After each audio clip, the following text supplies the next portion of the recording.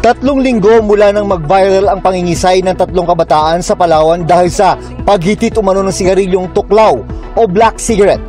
Naaresto na sa isang bypass operation ng grupong pinagkukulan umano ng kontrabando.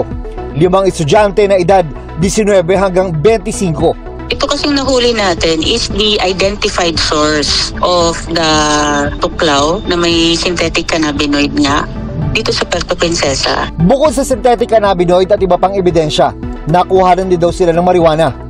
Nasampahan sila ng reklamong paglabag sa Comprehensive Dangerous Drugs Act at nasa kustodiya pa ng pulisya. Sinusubukan pa naming bakuha ang kanilang panig. Marami pa ang ating tinitingnan ng mga tao at sisiguraduhin natin na hindi na ito maglipana pa.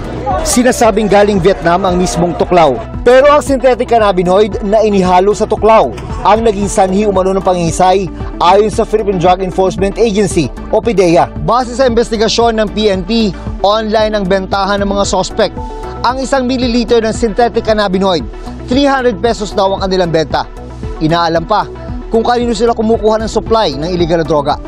Sabi ng PNP, tulad ng ibang droga, tinututukan din nila ngayon ang tuklaw na may halong synthetic cannabinoid. May mga illicit trading routes na tinitingnan natin na maaring pinagdadaanan ng mga substance na ito. Ang problema, marami umano sa nabibiktima ay ang mga kabataang sumusubok gumamit, dala ng murang pag-iisip. Walang mabuting idudulot sa inyo yan. At itong bottom line lang dyan, wala pa akong nakitang adik na maganda at gwapo. Lahat ng adik, pangit. Tingnan nyo ang before and after. Artista, napakaganda, na adik, tingnan mo itsura. Di ba?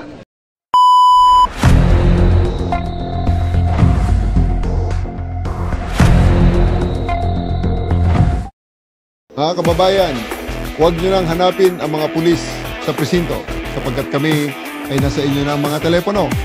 Dial 911, darating kami sa loob ng 5 minuto.